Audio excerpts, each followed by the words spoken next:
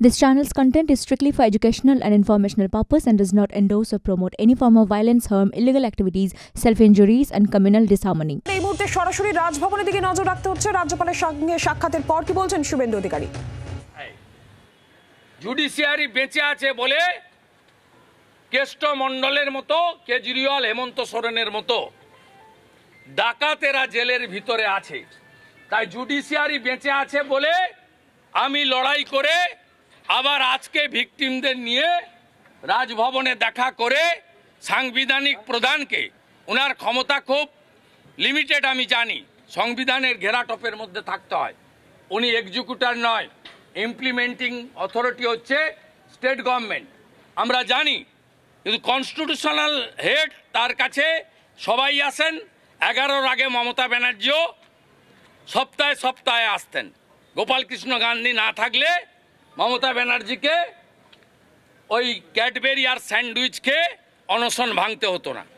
উনি গিয়ে ফলের জস খাইয়েছিলেন রাজনাথ সিংজি আর উনি।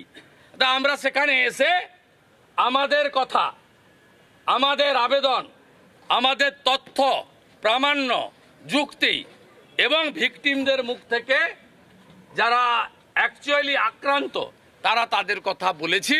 পরবর্তী কার্যক্রম আমরা সেইভাবে চালাবো। এত কোটি কোটি টাকা খরচা করা হচ্ছে ইলেকশনে, নির্বাচন কমিশনের ভূমিকা কি, যেখানে ভোট লুট হচ্ছে, ভূমিকাটা কি? নির্বাচন কমিশনের ভূমিকা সারা ভারতে যা পশ্চিমবঙ্গে তাই। আমরা ইলেকশন কমিশনকে বুঝাতে পারিনি যে এসওপি পশ্চিমবঙ্গের জন্য আলাদা হওয়া উচিত। ইলেকশন কমিশন তারা দিল্লি থেকে ভাবেন যে উড়িষ্যা যা, উত্তরপ্রদেশ যা, গুজরাট যা, এখানেও তাই। তো পশ্চিমবঙ্গটা যে আলাদা এটা ওরা এখনো পর্যন্ত ভেবে উঠতে পারেনি।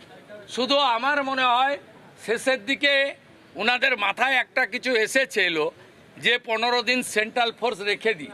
এই একমাত্র রাজ্য যেখানে 6 তারিখে এমসিসি ওঠার পরেও 15 দিন সেন্ট্রাল ফোর্স 19 তারিখ পর্যন্ত রাখার অর্ডার সেন্ট্রাল ইলেকশন কমিশন দিয়েছিল। আমি আপনাদের মাধ্যমে প্রশ্ন করতে চাই ইলেকশন কমিশনকে, 2021-এ বিধানসভা পশ্চিমবঙ্গ ভোটের পর থেকে লাস্ট ছত্তিশগড়, রাজস্থান, মধ্যপ্রদেশ, মিজোরাম, তেলেঙ্গানা 15টা রাজ্যে ভোট হয়েছে।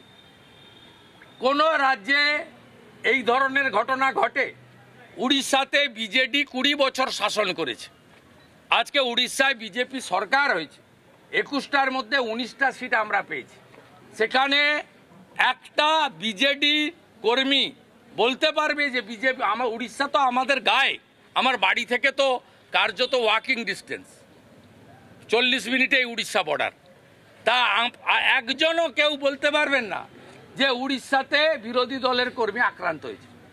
উত্তরপ্রদেশে আমাদের সরকার, আমরা 30-35টা সিট সেখানে লুজ করেছি, হেরেছি, মানুষ হারিয়েছে, গণতন্ত্রের জনগণ শেষ কথা। একটা লোক বলতে পারবে যোগীজি সেখানে পুলিশকে নামিয়ে দিয়েছেন মিথ্যা মামলা করার জন্য? ভারতীয় জনতা পার্টি তো সেখানে ক্ষমতায়, বিরাট মেজরিটিতে ক্ষমতায়, সেখানে কাউকে মারধর করছে, কেউ বলতে পারবে? উদাহরণ নেই।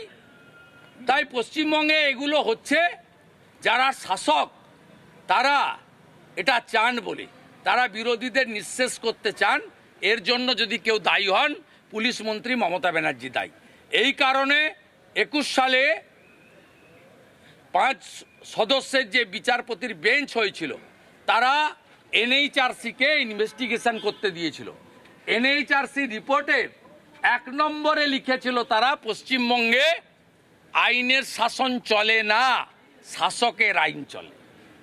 This is the actual ground reality of West Bengal. বাংলার আওয়াজ, বাঙালির আবেগ, জি 24 ঘন্টা।